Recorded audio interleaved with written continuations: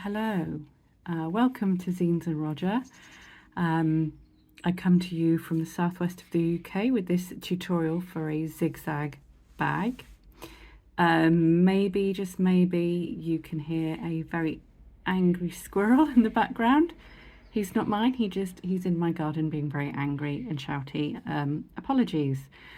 So I haven't finished my bag at this stage. This is my bag as a very long panel of lovely colourful zigzags. My yarn is still attached because I'm on the very last row, and I thought at this point, oh my gosh, I can show you how I'm going to make this bag, and so you can make one for yourself. Woohoo! You can see lots of ends that are still dangling, and I'm going to tell you this now, I have no intention of sewing these in, none at all, because what I'm going to do is when I put everything together, make sure that they're on the inside of my bag, and the inside of my bag is going to be lined, so these will just sit between this fabric and a lining forever, and I'll never have to worry about them. The only thing, if you wanted a little bit of reassurance and knowing that they're never going to come undone, just tie some ends together. Out of sight, out of mind, right? We're not going to worry about that. So how did I get to this place? How did I get to this place in the first place? What I have got is a 3mm hook and a wonky camera, and lots of colours in, I think this is predominantly paint box double knit cotton. Which one should I start with? A or B? A or B? I'm going to start with this one. I think you can see it better on screen. What we need to do is chain multiples of 17 plus one lot of 16. That, I cannot remember for the life of me how many I've done. Bear with me. Hang on, I'll just go and find out. I'm back. I found out the answer to the question I asked myself, and that is, how many did I chain to get this width? And that is 102. It's 5 lots of 17 and 1 lot of 16, and 5 times 17 is 85 plus 16 is 102. So that's how many you need to make this many zigzags. If you wanted more, add another multiple of 17. Less, take a multiple of 17 away, and then you're ready to start zigzagging. So what I'm going to do for my little swatch, I'll start making something that looks a bit like this. I probably won't end up finishing it, but I won't need to. You'll have got the gist by the end of it, so don't worry. So I'm just going to unravel some yarn and then get to the end. And to begin our zigzag at the very start, lovely little slip knot and chain whatever number 17 plus 16 is. What is it? Is it 33? I'm not very math savvy, I'm afraid. Here we go. Here's a chain of 33 stitches. I respected the maths, and this is how many we need for our little swatch. If this is the right way up for a crochet chain, then what we're going to do is work into the back bumps. So we're going to turn it over, and when I say back bumps, hopefully you know I mean these bits. And those are what we're going to work into. Whoop. So they are what are affectionately known as the back bumps, back lumps, or what have you. And I'm going to work in the second back bump from the hook, yarn over, pull through, and then insert the hook into the next chain, yarn over and pull through, and then yarn over and pull through all the 3 loops that are on the hook. So what I've done there is just done single crochet 2 together, or UKDC 2 together if you're in the UK. God, so noisy squirrels and seagulls, I'm sorry. So the first zig to our zag, I'm not sure what it is, I'm just going to do 5 single crochets. That's UK doubles. 1, 2, 3, 4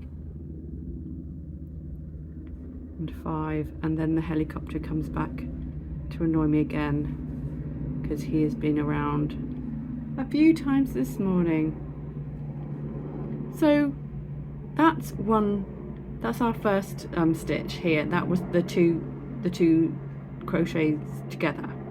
Then 1, 2, 3, 4, 5 single crochets, and in the next stitch you're going to work 3 single crochets, which is 3 UK double crochets. 1,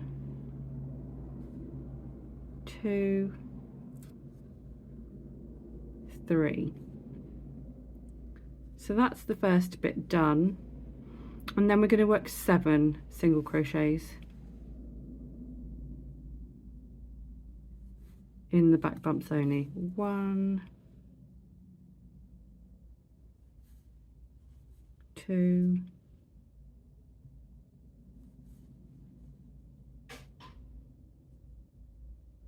'That was the sound of a hazelnut dropping onto the roof of the shed.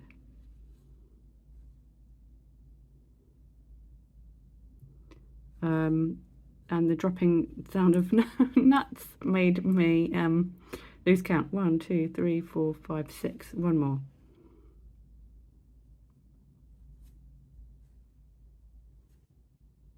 And then I'm going to miss that back bump and that back bump and work another 7 single crochets. So you've just skipped 2 stitches effectively. Skip 2 chains. 1, 2,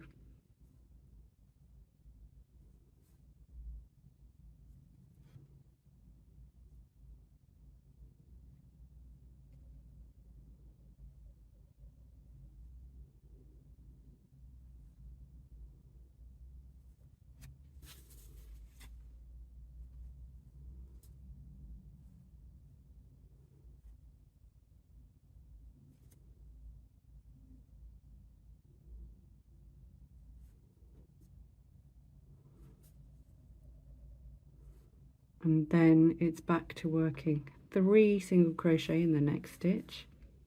1, 2, 3, and then at the end we're going to do 5 single crochets and then 2 together. So 1, 2, 3,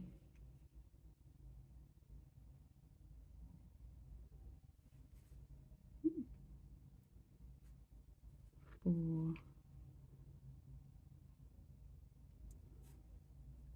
5, and then I've got 2 left there at the end.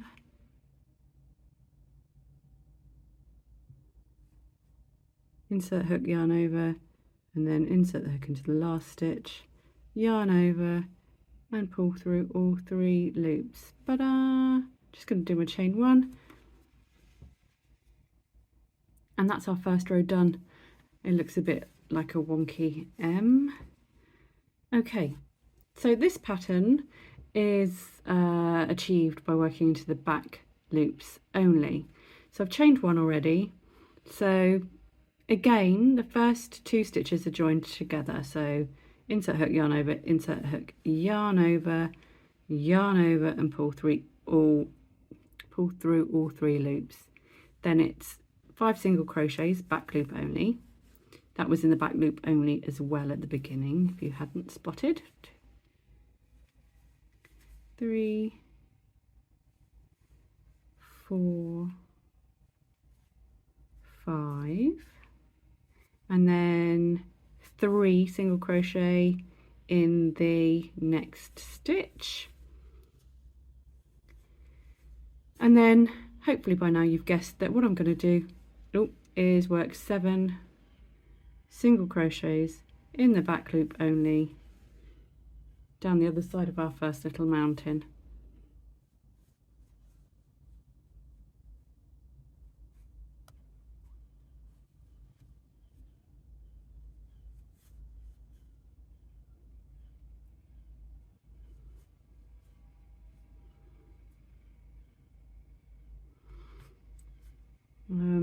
After a few rows it becomes quite intuitive and you can sort of see where you're skipping and where you're adding stitches. 1, 2, 3, 4, 5, 6, 7. Yeah, I'm happy with that. Skip 1, 2 stitches and then it's 7 single crochets up the other side.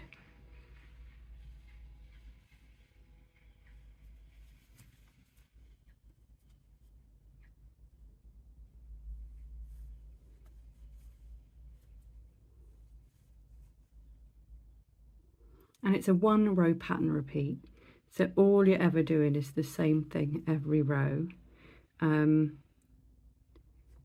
that's what creates our lovely pattern. 1, 2, 3, 4, 5, 6, 7. I think that's right. I'd say it's intuitive. I've only just started. Give me a break.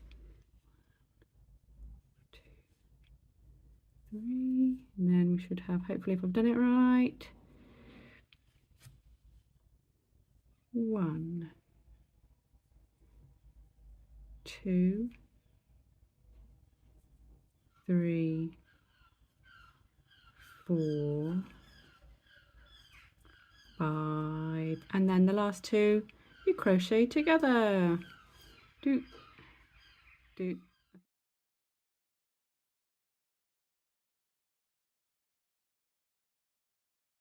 But I have to say, I'm just going to undo it again for the second, third time, because I'm going to show you how to change colour. Where's my scissors? There they are. Gosh, it is a noisy day. When you change colour, you'll have 3 loops on your hook because we're halfway through that last stitch, which happens to be like a decrease. Oh, now there's a digger outside.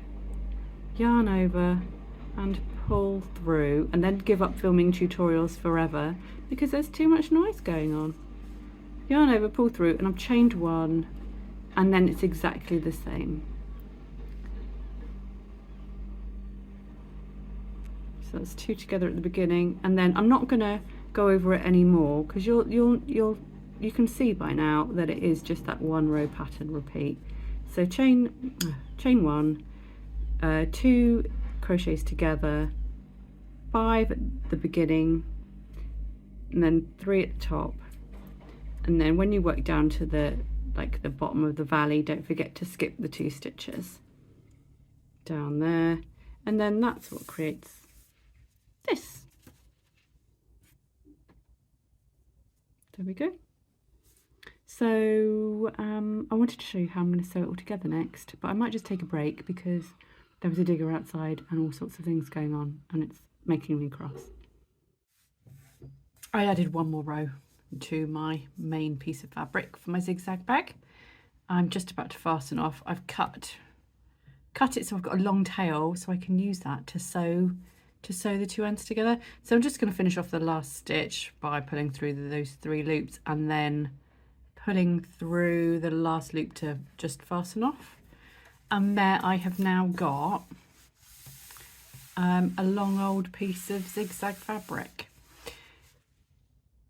The colours I literally chose at random. I didn't want it to be too uniform, and actually when it became like too pretty in its kind of, oh, these colours go really nicely together, I actually would pull those ones out if they were too generically uniform and matchy.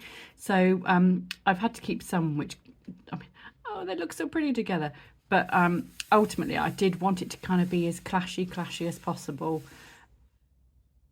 Okay, so there is a right side and a wrong side, or at least there's a side that I prefer.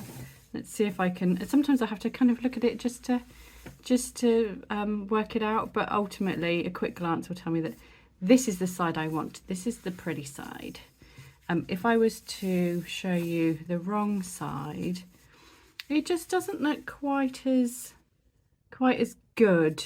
And also I get little flashes where the two colours meet, and I can see that it kind of pokes through that colour. I mean, we're talking such nitty-gritty, tiny, nitpicky detail that it's probably not like that important. But for me, if you can see that on one of your sides of fabric, then that's the wrong side. This side is just better. And also, like, it's got these nice ridges where we've done the back loop only, and it just works. So with that in mind, and this being the right side, let's fold the two ends, fold it in half so that the two ends are together.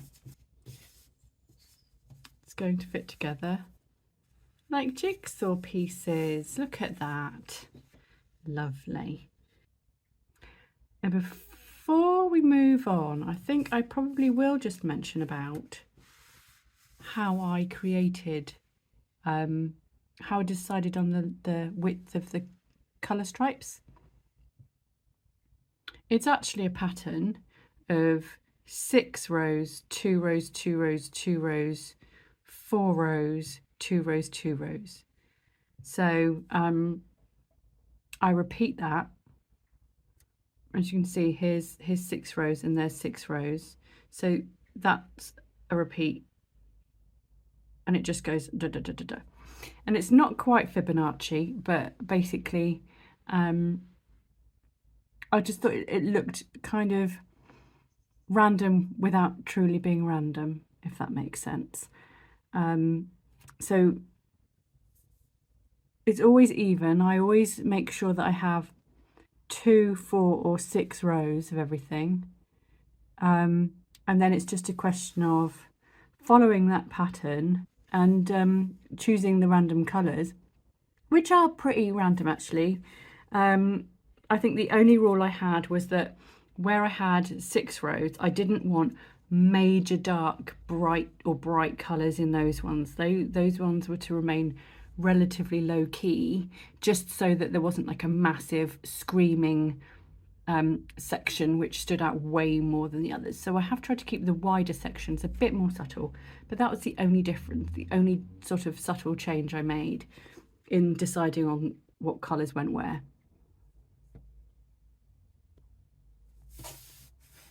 Okay, so oh my gosh, you could pin this if you wanted to, or use stitch markers to make sure that you don't go awry, but to be honest with you, I'm not going to bother. I'm just going to ensure that when I am sewing that my peaks slot into my valleys. Let's thread our needle.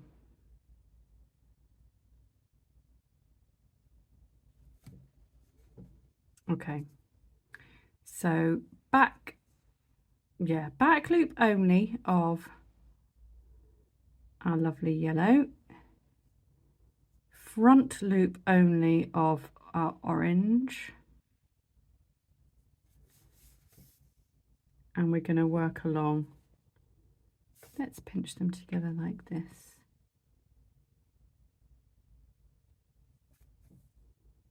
Oh no, instantly done it wrong, like an idiot.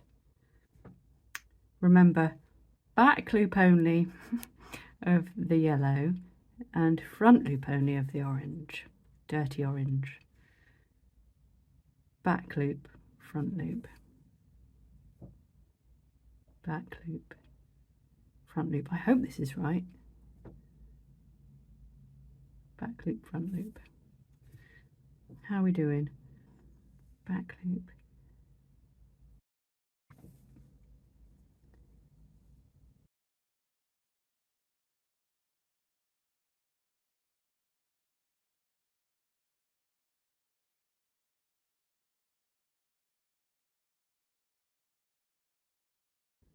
front loop, back loop, front loop, back loop, front loop.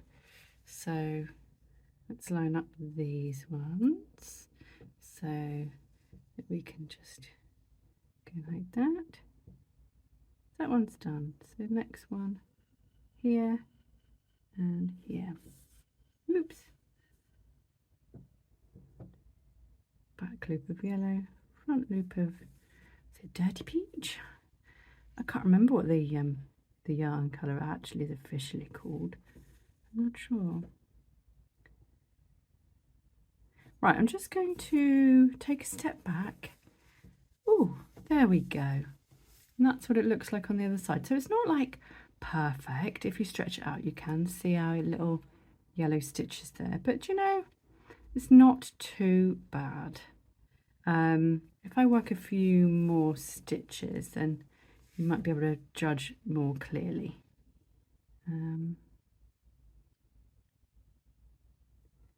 Again, so at the peak and the trough bit, we're just going to wrangle it in place by making it up a little bit. Oops.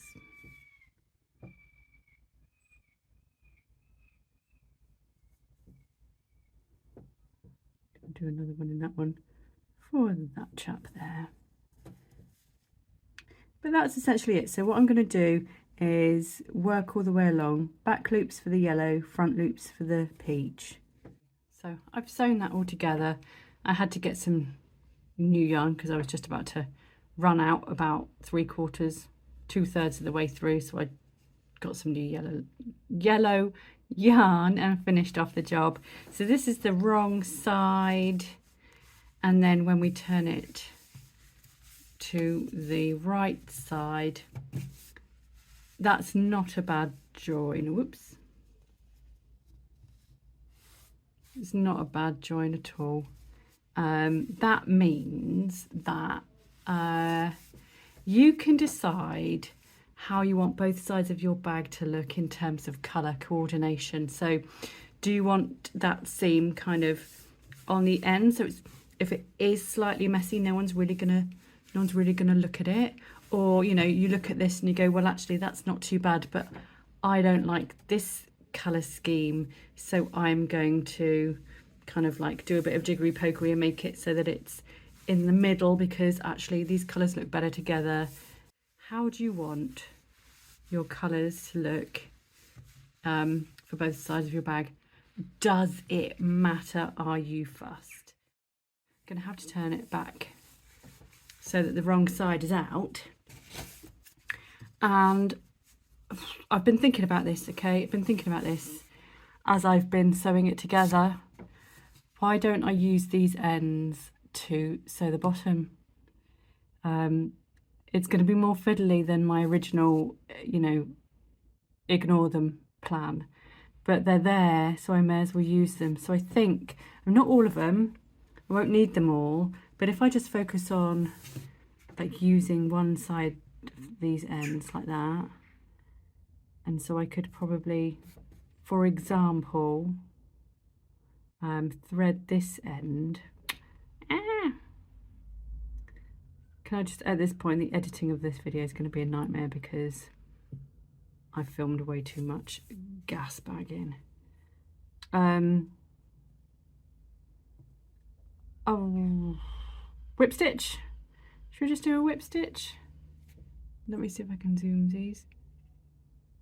Zoom. I'm just gonna go like that sort of thing. Take your time when doing this, and then we can go all the way along until we run out or what have you. So for all of this purpley wurpley colour, that's what I'm going to do. Avoid the bulk of these ends by just pulling, I've come undone.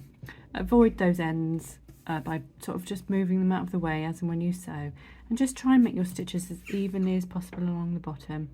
And then we'll get back onto some more crocheting rather than sewing. Once you've sewn the bottom down there, turn it right side out again, and then let's do a stripy border. So I'm just gonna pop a slip knot on my hook and then attach the yarn into the end of a row. I might just zoom in for this. Okay. So insert the hook into the end of the row and then just single crochet. Thusly, you can also crochet over this end as we go, and then a single crochet or UK double into the end of each row. Apologies if I come back sounding lispy. I've been to the dentist and I've got new aligners in, so they make me lisp. Right, so we have 6 rows of this beige colour, so all we do is all the way along a single crochet in the end of each row. Don't worry too much about the placement, just make sure your bag is facing the right side out so that your stitches are a bit neater. We're not going to do any turns on this, I'll move that one. We're not going to do any turns here so that all the stitches are right side facing, and that it's just a neater look, basically, that's all. Just sort of wherever they're going to not look too messy. And already I'm struggling to pop a stitch in there. There we go. And as I always say, you can take your time a bit more than I do. I just like to rush it for the tutorial and then make a pig's ear of it. So you get the idea. You're going to stitch all the way around. I'll just make sure I do have 1, 2, 3, 4, 5, 6. Yeah, so they're catered for. And then one in there. So you can see I'm not being overly worried about where they're going. I'm just sort of plopping the stitches anywhere, just making sure that there's one in each end of row. I don't know why I'm humming, sorry. I'll stop. I'm also not going to do this too tightly, just so you know, because otherwise your bag's gonna, it'll kind of gather too much and be really tight. You don't want it to be stretchy, super stretchy. You want to kind of prevent that happening with these stitches, but don't go super tight. What about a 1, 2? Do one in here, 3, 4, and heck, why not? You could even go to a 3.5mm if you wanted to. If you're a bit worried about controlling your tension, there's nothing stopping you from doing that. Right, so I'm going to go all the way around, and then when I get back to here, I'll join it with a slip stitch, and then, you know, maybe add a few rounds of more colours with different stitches. I was thinking a half double for each of the next 3 rounds, and then fastening off. And I think I'll see what that looks like. I'll come back in a minute. There we go. I've gone all the way around with just a single crochet. Then I am going to join it with a slip stitch to the first stitch. I can't say stitch without it sounding lispy. Which I made too tight and now I can't get the hook in. But I'm sure it will go in now. Right, so yarn over, pull through to slip stitch, chain 1. And in the first stitch, let's work a half double, which is a UK half treble, and then we're going to go all the way around with UK half trebles, so that's US half doubles, and this is the stitch for all the next rounds. So I'm not gonna film all of this. It's just a couple of stitches to, you know, give a little bit of a demo. So I'm guessing that everyone knows how to do a half stitch. Yarn over, insert hook into the stitch, yarn over, pull through, yarn over and pull through all 3 loops. And you do that all the way around. The only reason I started with a single crochet is because I wanted to create a little foundation to work into. I thought, I don't actually know, but I thought it might look a bit neater than going straight in there with the half doubles. Maybe not. Feel free to experiment and find out. Hello. Okay, we've come to the part in the video where we're going to line it in a very slapdash, non-expert way, because although I sort of know how to sew, I'm not very good at following the rules and I'm not very good at getting the tape measure out. I'm eyeballing things like a lining for a crochet bag. So I've got my crochet bag, and then I've got a piece of fabric which is going to be the lining, and then another piece of fabric which is going to be the lining that we see. These will be smushed together. What I have done with my lining is sew on some interfacing, because I'm not very clever and I don't have the iron-on sort. If you can get iron-on interfacing and then iron it directly to the lining, do that. Don't be a Burke and have to stitch it on, because I don't know what kind of trouble that's going to land me in a minute or two. But what I've done is sewn it on, and then I've pressed it with an iron so that it's folded in half. If I can just unfold it, you can see it's actually one big piece of fabric. Oh my god, I've got a massive crease. Ignore it, don't look at the crease, don't look at the crease. I have ironed into it. OMG. Okay, so I kind of already lined out drew out lines where my bag is. And this is just some like poly cotton that's going to be on the inside of the bag. They're both too big for the bag at the moment, so I'm just going to line them up. I wonder if I can, so I could probably trim down here already. I don't need a massive seam, but I'm going to wait until I've sewn it together. That's what I'm going to do. So you can already see the pen marks, and that's from me.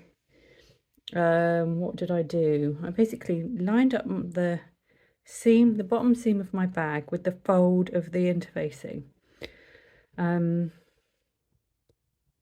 then I drew on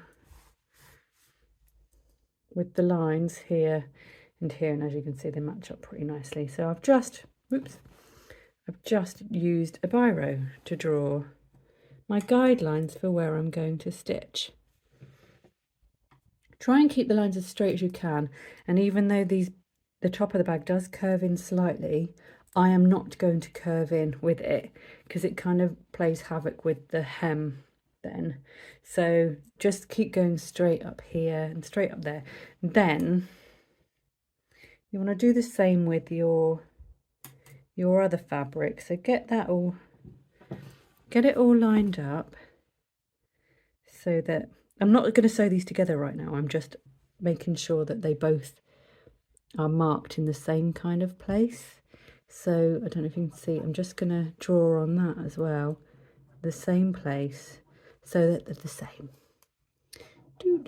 And you can tell that I have eyeballed this,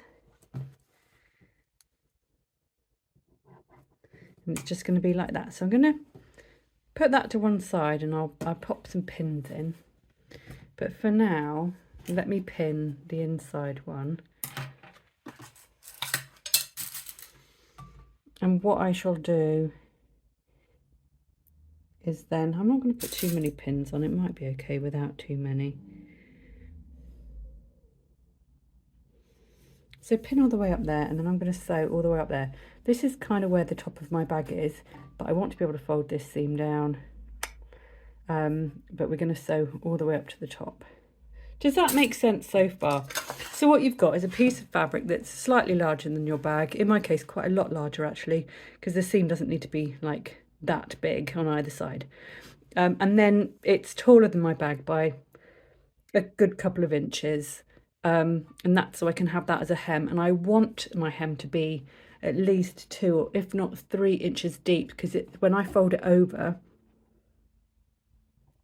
That's a nice wadgy bit of fabric then, which is a good kind of base to put in magnetic clasps. You don't want to put a magnetic clasp in just one layer of fabric, so we're going to make it nice and beefy so that it's sturdy reinforcement. I think that's okay. This is kind of my logic anyway. So what I'm going to do is put a couple more pins in, and then I shall sew up the sides.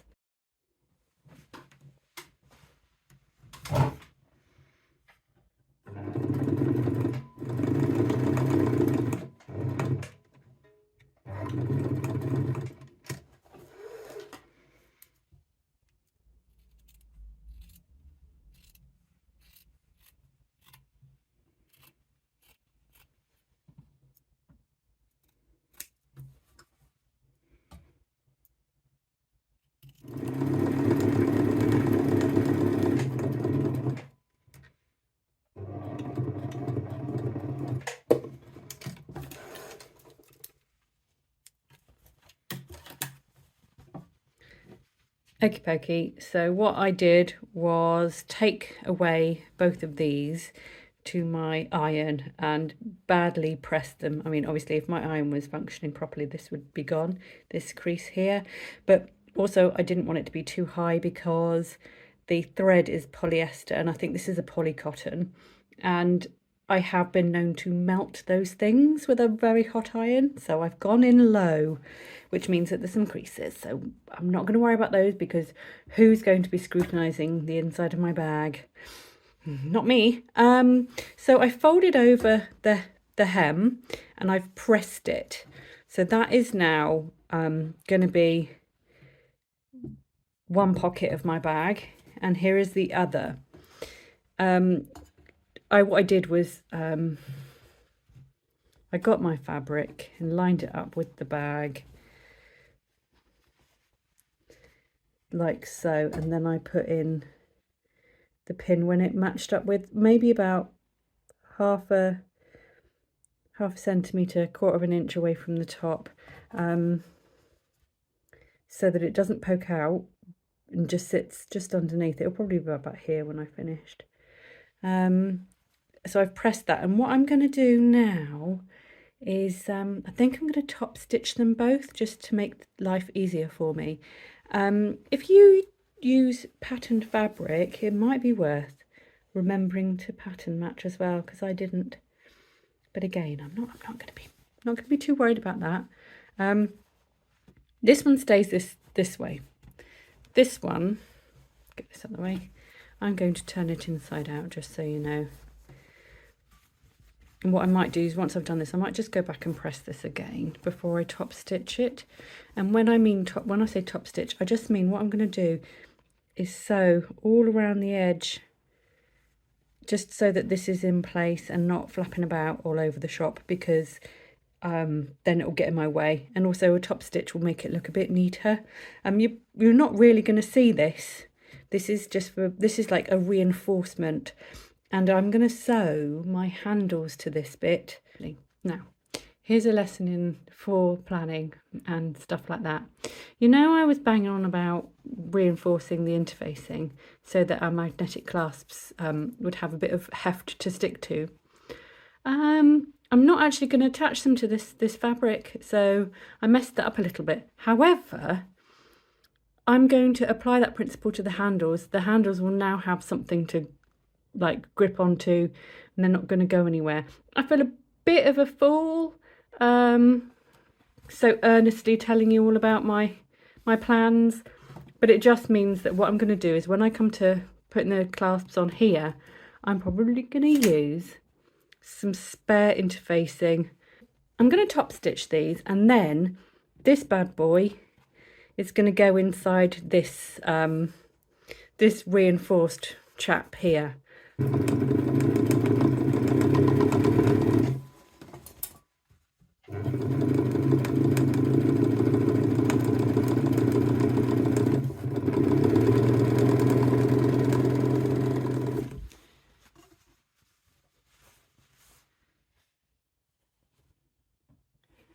Top stitching done on both of those.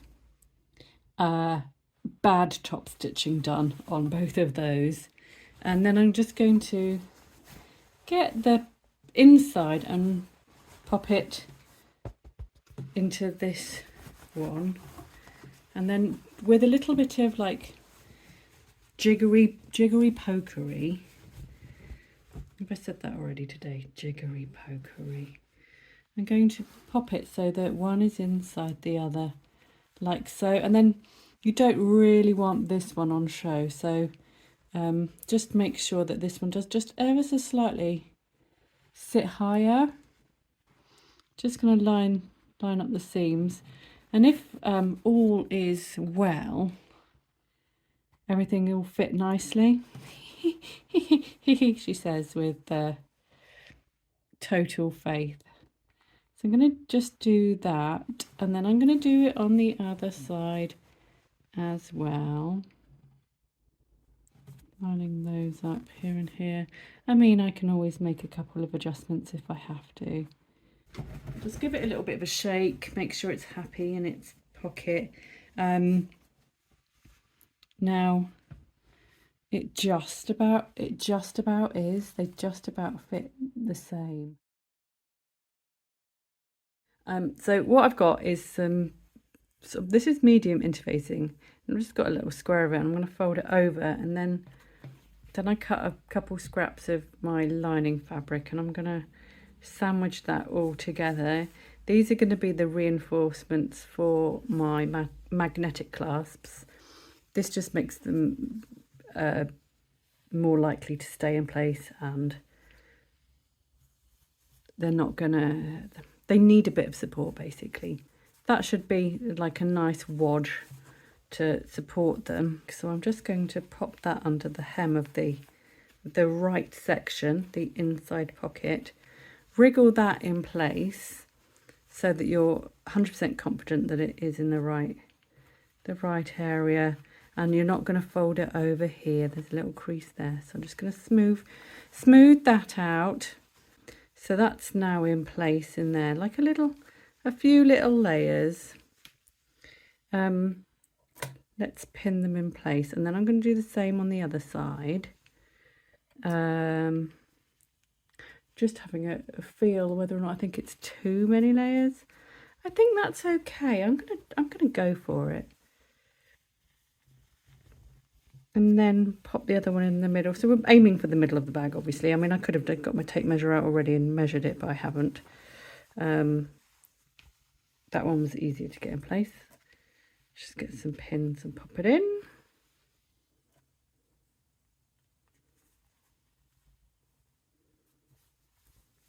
Some of my pins are a little bit bent because I use them for blocking my crochet stuff, and I quite often tread on them and then they bend. I tread on them the non-painful way. You should have 2 washers and then the 2 sides of the clasp. Oh, and they are magnetic. Okay, so first thing I'm going to do is get a tape measure and just measure my bag. So we are at 34.5. Ugh, maths. So 34.5, so I want 17.25, which is here. And I shall do the same on the other side. I've measured my halfway point and just made a little mark on this bit here. I mean, it's not the bit where I want to start drawing on at all, but it just means that what I can do is use that point and then kind of like draw it where the inside of the hem is. I mean, I almost started drawing here, so don't do that because that's the inside of your bag. You know, there are risks to this slapdash approach, and that's one of them. So I've made a mark there, and did I end up making a mark on the other side? I can actually use this mistake and put my pen on the other side of it and then draw it so I know where the center point is on that other inside hem as well. I think, let's have a look, let's get my tape measure out. What about if it was around about here? if I put it there, there's 2 centimeters above it.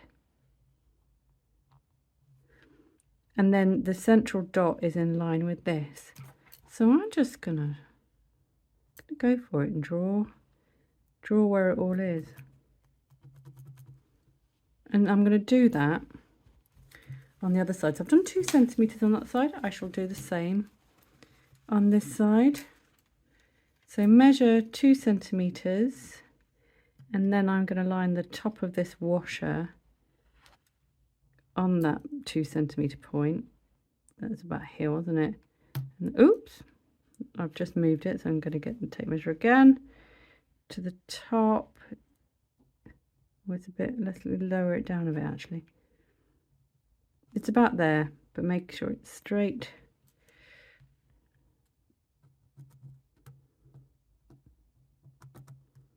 Okay,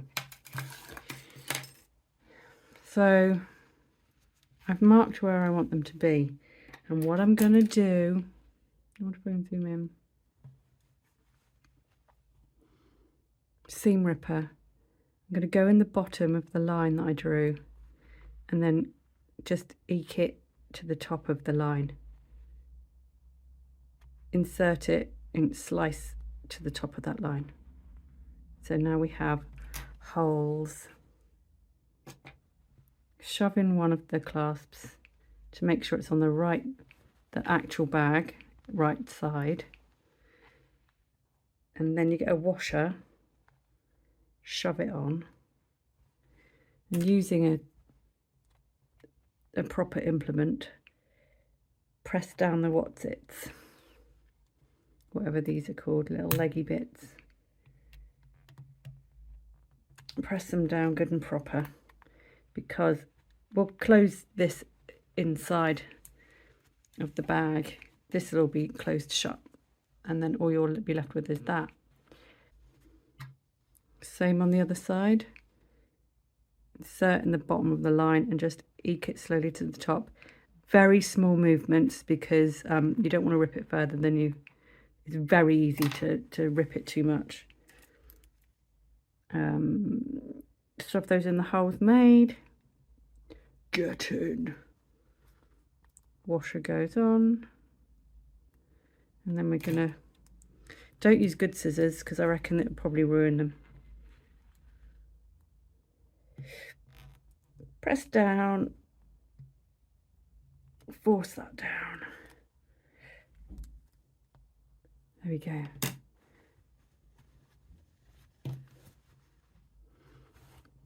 And then we rejoice because we did it the right way. Ta-da! This goes in our bag then.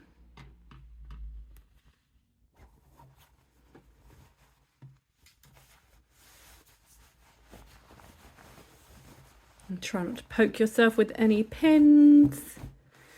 Ow! Just like that. Just like that. Ow.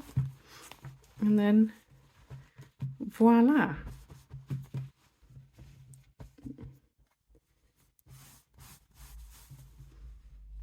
So it will fit. All is looking good. And now what we want to do is, before we sew it in place,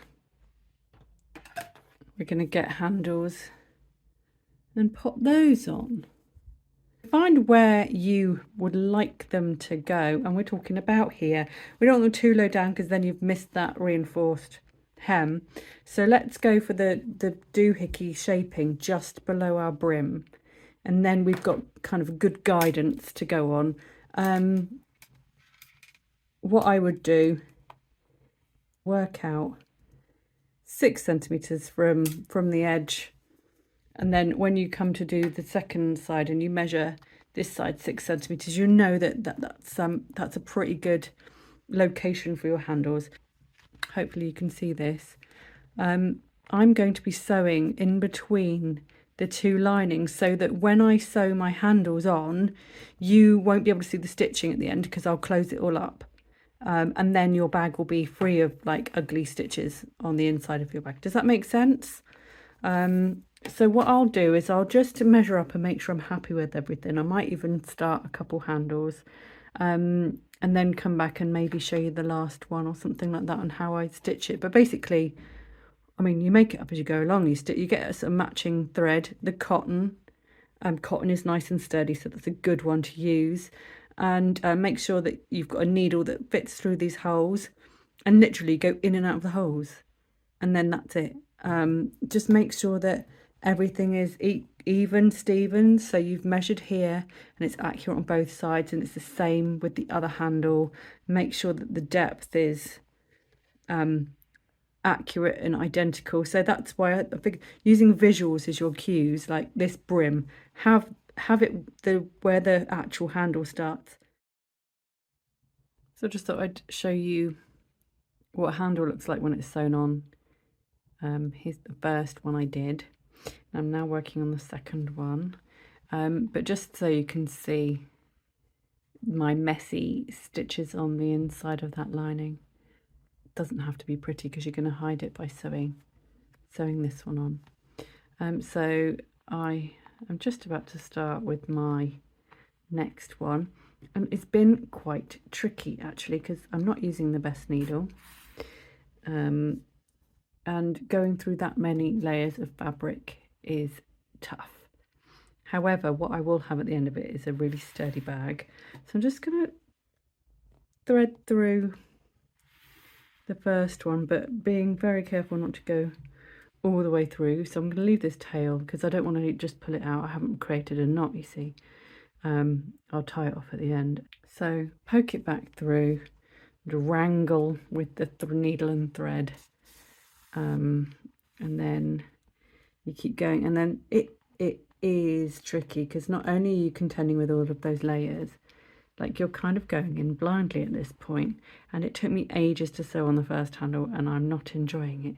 I mean, once it's finished I'll be really happy, but like you just have to keep on like poking where you think it is.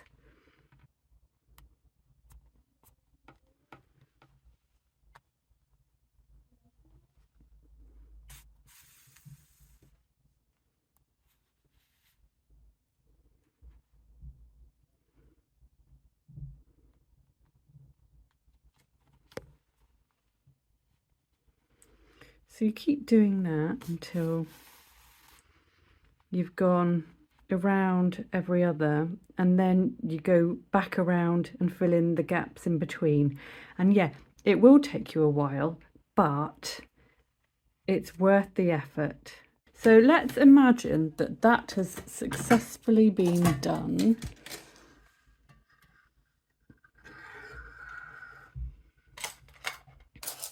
And then what we're going to do is a little bit of stitching. So I'm going to get a needle.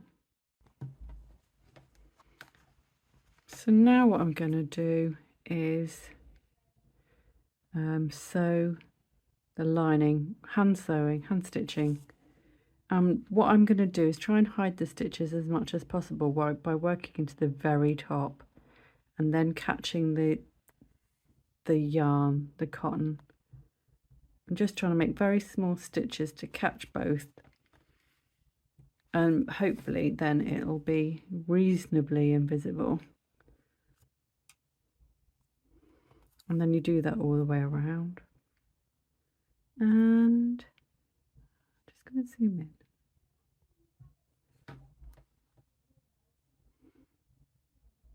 So I'm just catching the very top. So, I mean, whilst we can see the stitches a little bit, they're not intrusive. They're not jarring or anything like that.